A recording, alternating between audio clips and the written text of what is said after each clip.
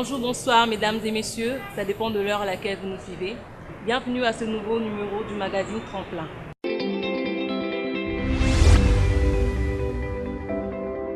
Sans plus tarder, nous entamons la rubrique environnement.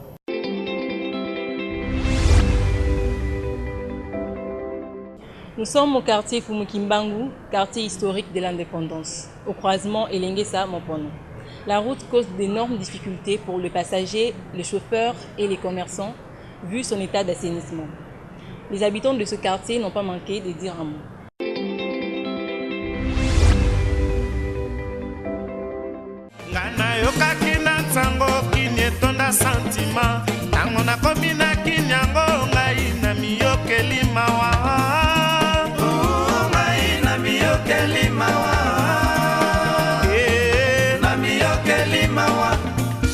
Papa Lovi Kin Call Ngana yoka kina tango kini mpoto moindo tango na yoka kina radio embangu na sombitike o tango na komina kinyango mingi bitambo na pipa susi plantation va ferme totike li bananyo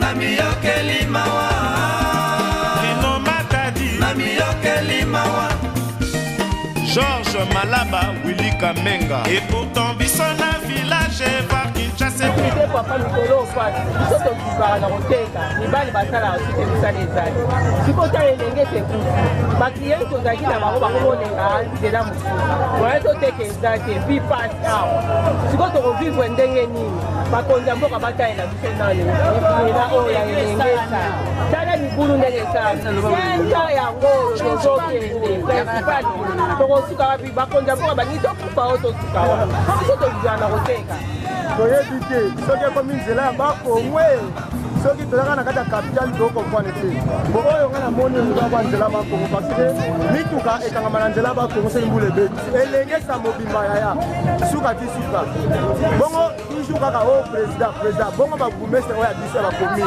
baza wapi awa tozomona gugumestre te tozomona depute te na ere baélektio ekobanda bakomoyela biso baboli bapolo bathomson antuka cette fois-ci soki babongisa biso te moto akovote bango aza te oyo amoni te bavote akozwa mwasi naye na bana na ye akende bango na parlement bavote po pour le moment banzela nyonso ebebi 100% ya banzela ya capitale ya Kinshasa tokendaka na nzela moko boulevard yango mpe soesaesa kotanga siko tokomi wapi biso bakongole toyebi te soki mboka yango mpesi batieka yango bayebisa biso verité muna motazo oyo ayeba adeplace po toyobiveloka bakongole Parsi pala matanga o Parsi pala bafeti Parsi pala bawenze Parsi pala bafulu Dala kuna bakangi moto Yoka kuna baibi Parsi pala basheke o Parsi pala bachamitu bakata Oyone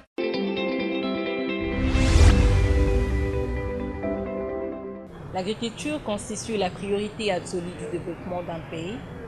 Elle est le préalable non seulement du bien-être social, mais aussi à la liberté de tout un peuple. Les maraîchères de la République démocratique du Congo s'expriment à travers ce reportage.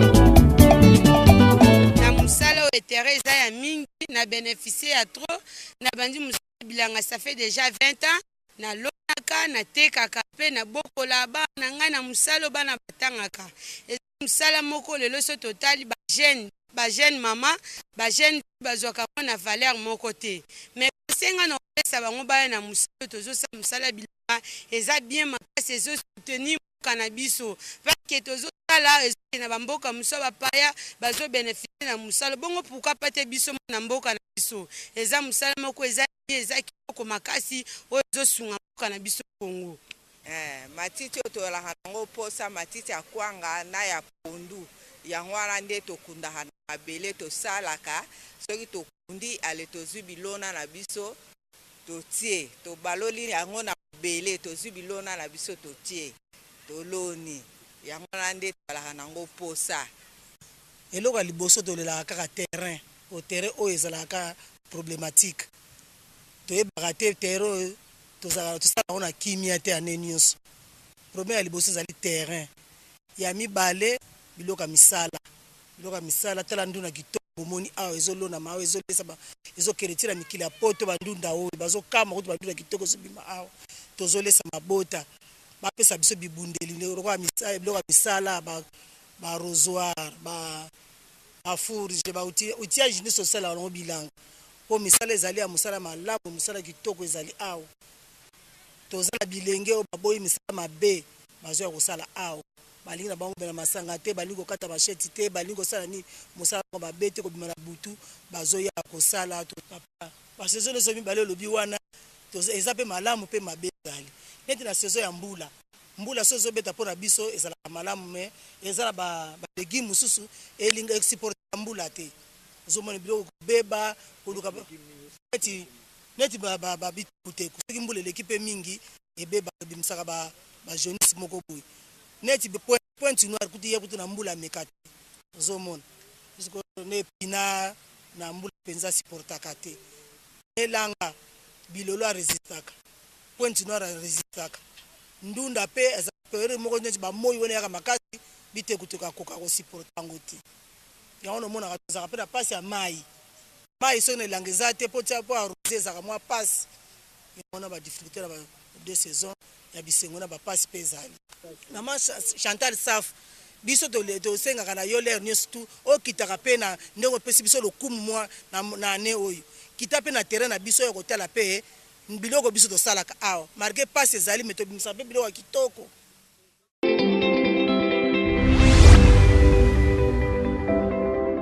Généraliste en médecine moderne et spécialiste en médecine traditionnelle chinoise, Dr Kalunga Massoudi évoque la différence entre la médecine moderne et la médecine traditionnelle chinoise. Il parle également de maladies qui touchent fréquemment les enfants pendant la saison sèche et la saison de pluie. Suivez.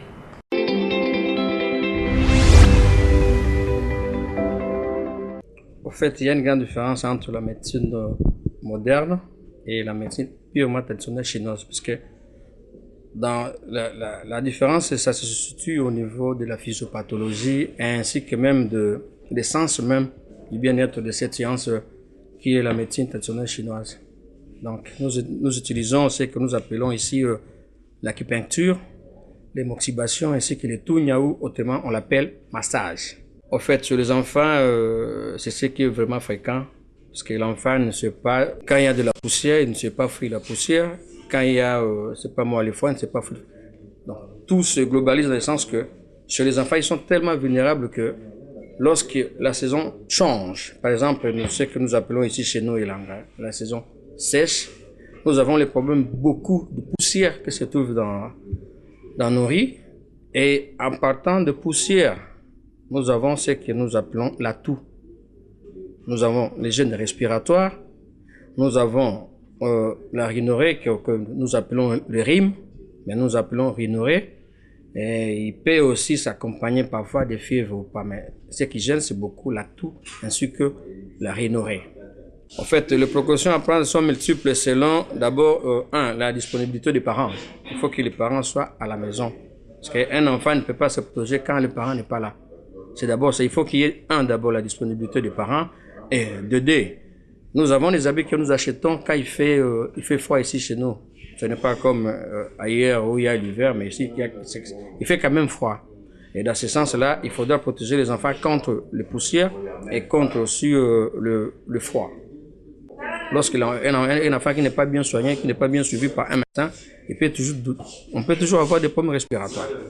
Bon, la prise en charge chez nous, c'est pratiquement pareil dans tous les centres de Kinshasa. Lorsque l'enfant se présente avec la toux, le rhume ou soit un peu de fièvre, nous donnons ce que nous devons donner d'habitude. Donc nous donnons, comme je vous avais dit auparavant, nous donnons un antitussif, nous donnons un traitement contre le rhume. Et puis, si il s'avère qu'il y a une petite fièvre ou soit une fébricule, on peut aussi voir s'il n'y a pas un autre facteur qui déclenche ces histoires.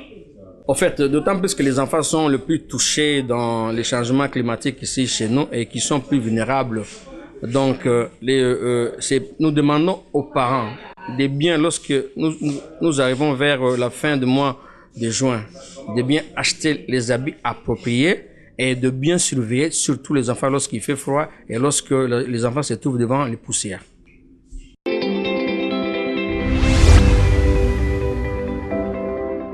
« 24 avril 2016, 24 avril 2018, jour pour jour, 2 ans déjà depuis qu'il a rendu l'âme. Lui, c'est le roi de la rumba congolaise, Jules Shungu Wembadio Papa Wemba. Bana Molokai lui a rendu hommage.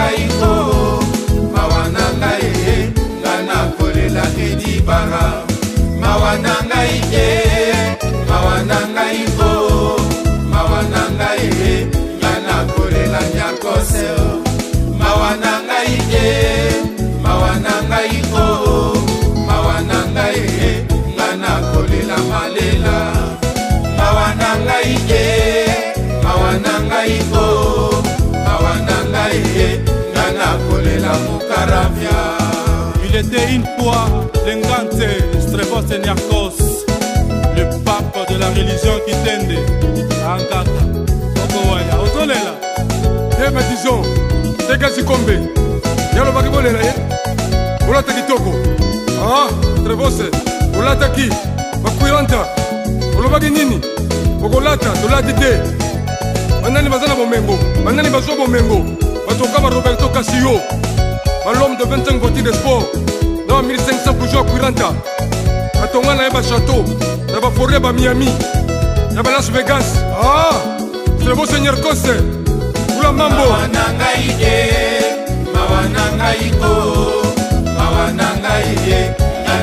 nom de l'amour, la mission, nous sommes la terre, à brutalité, naïsa l'amour.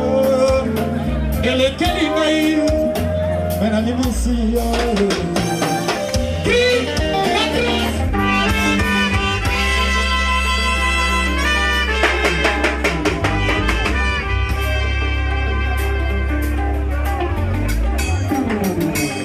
Josie Amboyo, Sinama, Izika. Bieni, Talala, Nanangu, Oué, Ounahe. Ah, pour reprendre la vidéo, s'il vous plaît.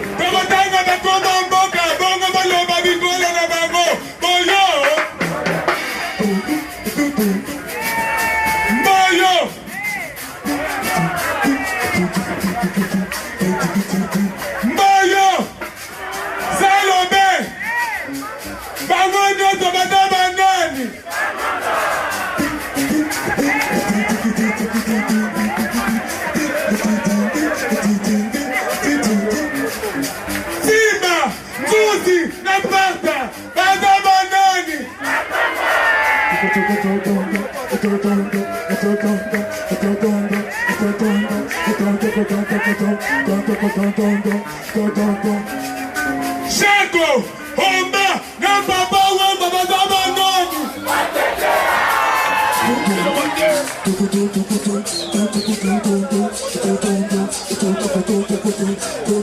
Andu, Bati, Amisi, Bango Banani.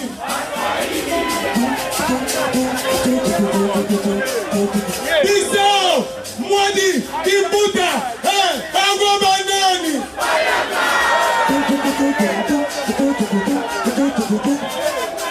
Kadima, Kaku, Mushimai, Bango Banani.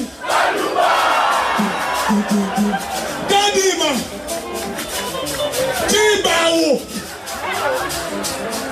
Banane.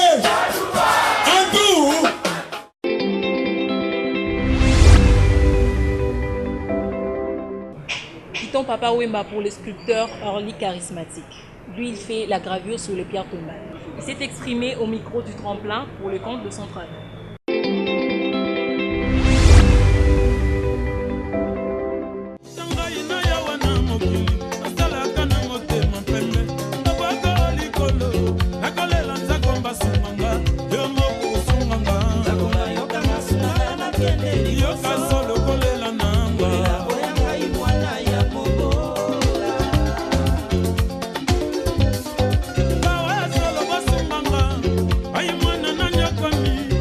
Notre travail et notre métier qu'on fait, c'est la gravure sur pierre tombale. Comme vous voyez, ce qui est derrière moi, on traite des écrits par typographie. Donc, c'est-à-dire, nous utilisons la forme des polices qu'on appelle, mais nous on les appelle des typographies ou des calligraphies. On a plusieurs calligraphies. On a le programme qu'on utilise, c'est le CorelDRAW. Le CorelDRAW nous aide à bien ajuster, à bien justifier le travail et à bien composer dans la composition. Que chaque jour que nous travaillons, on approfondit notre intelligence, c'est ça. L'adresse que vous allez nous trouver facilement, non loin du rond-point qui pointe sur l'avenue du Baye croisement à Sosa. Donc juste au coin. Le numéro de téléphone est le 081 255 1225. Donc c'est ça.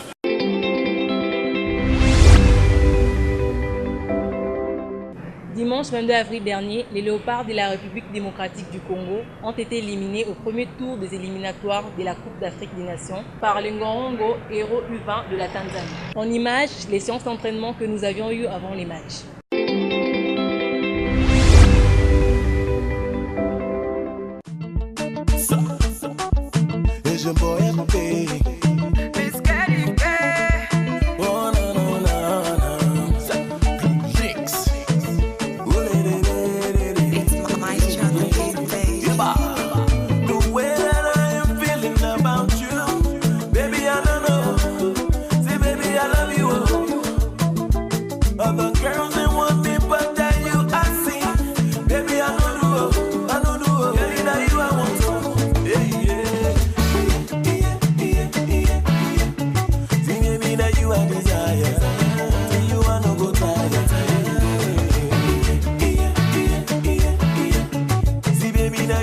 Bon, match aller, tu gagnes 0-0, tu es un adversaire, tu observes qui est adversaire na biso, mais par rapport au niveau de zone qui tu 8 ans préparé, le tu es adversaire na biso, tu es force na yé, tu s'es préparé vraiment pour tout gagner match, tu as vraiment déterminé.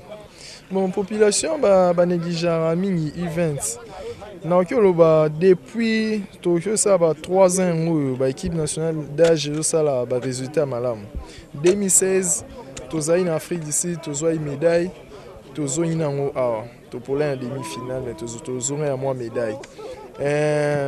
2017, nous avons une demi-finale pour l'équipe nationale. I-17, balandi 2 fois finale pour là. Donc ça résultat malgré tout, et tous va trophée mais ma médaille wana ezala bien. Donc et là ça la ba négligeant pour bazo tia vraiment caté. Donc ba ya ba mona o ekolekana comme ça ba osepela ba opesa toro la isa ba OK biso pe tozali comme ça valeur pe ozala. Ba ya mingi ba osepela. Ben les 0-0 c'était c'est un match oublié. Donc les 0-0, les autres ils croyaient que c'est bon, enfin on croit que c'est un bon résultat, mais c'est un résultat piège. Hein. Mais là maintenant, ils vont jouer chez nous, ils n'ont rien à perdre. Ils viendront pour jouer le trouble fête. Ben, c'est à nous maintenant d'être concentrés et de pouvoir gagner ces matchs pour passer à l'étape suivante.